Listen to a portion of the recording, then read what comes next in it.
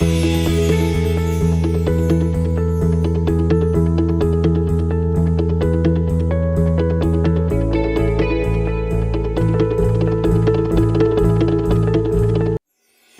everyone, welcome to another Power Talk with Archana.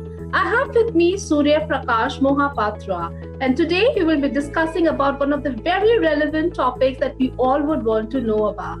We have been talking a lot about L&D initiatives. What about the corporates? Let's find out. Hello Surya, how are you doing today? Hi, Achuna. I'm doing great. Thank you so much. So good to have you with us, Surya. Surya, we would want to know, if we have spoken so much about L&D in these past 4 days, we would want to know, as an L&D practitioner yourself, what are your expectations from a corporate today? Well, that's a great question. Before I talk about my expectations, let's look at a few things which are happening. Today we are in a knowledge economy. We describe the present age as the information age or digital age. And we talk about human capital. So if you look at an organization, if you look at the knowledge economy, the information age, and when you look at people at the workforce as human capital, I think all of this synergize with learning so well. Yeah. So corporates now, I think, as a first step, need to look at learning as part of their strategy. Learning has to be the core of their strategy and business planning. If the economy is about knowledge economy, if organizations are learning organizations, so it's absolutely imperative that at the core of their business strategy, they have people, and they have people capability. That's how learning and development becomes a very key component of the strategy.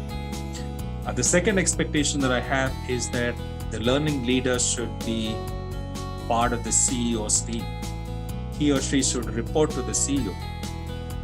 The third expectation that I have is leaders should be actively involved in the learning process in organizations. They should walk the talk. They should volunteer to facilitate sessions. A concept which is gaining popularity today is managers as teachers. It's a new concept which is becoming popular. Leaders who have got immense amount of experience, who have got their successes and failures in their career, can become great teachers. They need to come forward, and they need to do storytelling. They need to really facilitate leadership development sessions. They need to volunteer to become coaches and mentors. That's a very important expectation that I have. The fourth expectation that I have is managers of employees who are participating in learning programs need to be actively involved in the development of their employees, of their team members. Oftentimes, managers believe development is a responsibility of the L&D team. Well, I think the primary responsibility of development rests with the manager. And the manager has his skin in the game. If the manager is not involved, the manager believes that it's the L&D team which is going to take care of my people, that's a wrong notion. That has to change. The next expectation that I have is leaders need to look at making investments in building capability, bringing in new tools and techniques for learning, driving innovation in learning, in building new capabilities, creating academies for their workforce, absolutely making the right investments in learning and development is a very important expectation that I have.